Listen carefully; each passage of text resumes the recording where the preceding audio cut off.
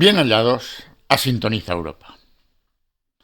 Ríanse ustedes de los pringados de la Gürtel, de los Pujol, del Castor, de los miserables del Popular y del Santander o del propio rey emérito.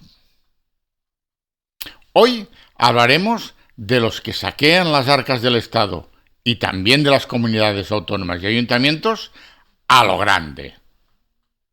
Verán, cuando un coche sale de la línea de producción de SEAT en Martorell, también la de Almusafes, que es la fábrica de la Ford, o Vigo, de la PSA, lo que la marca ha recibido en subvenciones y facilidades vale más que el precio de fabricación del coche. Es así. Nos saldría más a cuenta mantener a estos trabajadores que tener la máquina de hacer coches funcionando. Todo así, la voracidad del capitalismo nos hace que estos quieran más y más. Hoy en día, fabricar un coche es más barato que nunca. Comparten las grandes marcas y fabricantes, comparten modelos, comparten plataforma modular, comparten motor, comparten caja de cambios, sistemas de freno e incluso ruedas. Y además comparten los sistemas informáticos, chips y centralitas que son fabricados por los mismos proveedores. Según Dacia, esto supone un ahorro de costes de más del 40%.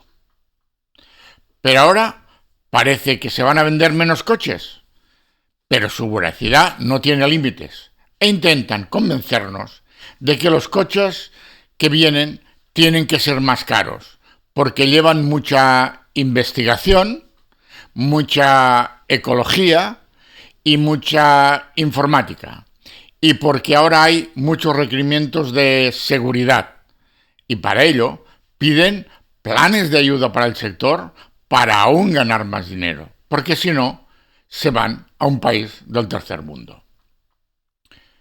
No vi más susto que el de un experto de las grandes compañías automotrices que cuando en pleno Parlamento Europeo se le sugirió de por qué los coches no podían llevar un limitador de velocidad de serie a 120, la cara que puso fue espectacular.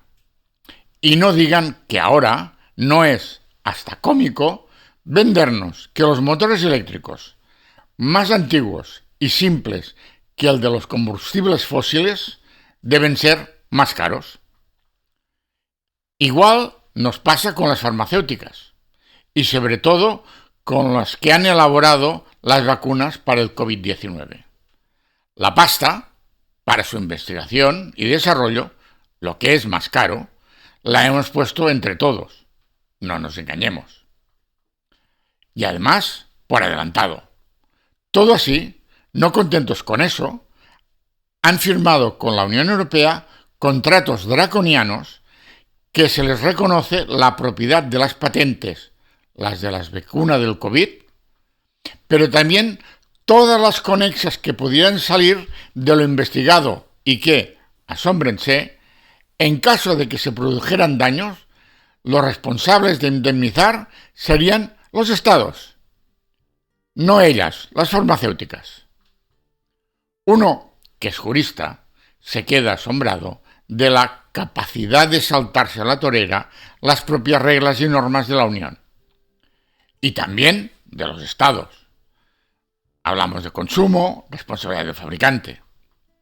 Vemos contratos con cláusulas tapadas y beneficios billonarios para los próximos 100 años.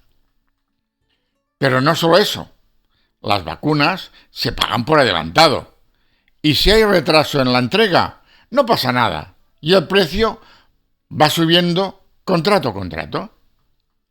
Pfizer costó en el primer contrato 12 euros por dosis, luego 15,50. La Comisión firma ahora contratos por 19,50 por dosis, que evidentemente pagaremos todos nosotros. Y además, Pfizer dice que para conseguir la plena inmunización hará falta una tercera dosis. Solo hay que ver los 24 millones de euros que gastó oficialmente en 2020 en Bruselas el lobby de las farmacéuticas, pero otro tanto el de las petroleras y fabricantes de coches. Europa aún tiene más oscuros que claros.